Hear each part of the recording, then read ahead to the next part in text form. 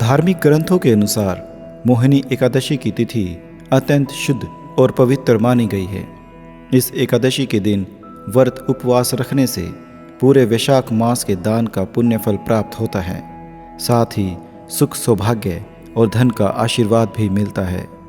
पौराणिक धार्मिक मान्यता के अनुसार महर्षि वशिष्ठ ने प्रभु श्री रामचंद्र जी से मोहिनी एकादशी व्रत की कथा कही थी। इस एकादशी की कथा वैशाख मास के दान का पुण्य देने में सक्षम है। अतः हर मनुष्य को यह व्रत रखना चाहिए तथा कथा भी पढ़नी चाहिए। आइए जानते हैं इस व्रत की प्रमाणिक कथा। मोहिनी एकादशी पौराणिक एवं प्रमाणिक व्रत कथा के अनुसार सरस्वती नदी के तट पर भद्रावती नाम की एक नगरी में धोतीमान नामक चंद्रवंशी राजा राज करता था। वह धन धान्य से संपन्न व पुण्यवान धनपाल नामक वैश्य भी रहता है। वह अत्यंत धर्मालु और विष्णु भक्त था। उसने नगर में अनेक भोजनालय, प्याऊ, कुएं, सरोवर, धर्मशाला आदि बनवाए थे।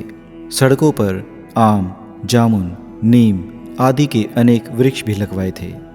उसके 5 पुत्र थे, सुमना, सद्बुद्धि, मेधावी, सुकृति और दृष्ट बुद्धि। इनमें से 5वां पुत्र दृष्ट बुद्धि महापापी था। वह पितृ आदि को नहीं मानता था। वह वेश्या, दुराचारी मनुष्य की संगति में रहकर जुआ खेलता और स्त्री संग करता। वह मांस आदि का सेवन करता। इसी प्रकार अनेक बुरे कार्य करता और पिता के धन को नष्ट करता रहता था। इन्हीं कारणों से त्रस्त होकर पिता ने उसे घर से निकाल दिया। घर से बाहर निकलने के बाद वह अपने गहने, कपड़े बेचकर अपना निर्वाह करने लगा।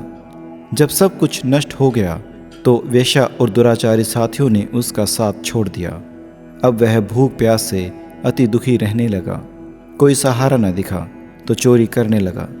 एक बार वह पकड़ा गया तो वेश्या का पुत्र जानकर चेतावनी देकर छोड़ दिया गया। मगर जब दूसरी बार फिर से पकड़ा गया तो राजा की आज्ञा पाकर उसे कारागार में डाल दिया गया। कारागार में उसे अत्यंत दुख दिए गए।